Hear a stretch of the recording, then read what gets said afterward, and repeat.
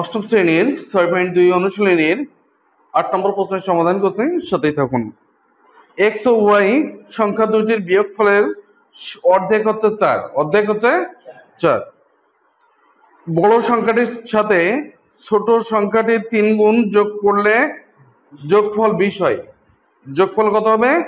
20 হয়, যেখানে x বড় y ছোট। তাহলে প্রথম শর্ত কোনটা হবে বলো তো আমাদের?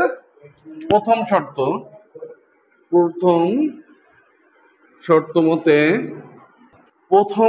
মতে x মাইনাস দুটি সংখ্যার বিয়োগফল, তাহলে x মাইনাস ওয়াই এর অর্ধেক হচ্ছে কত?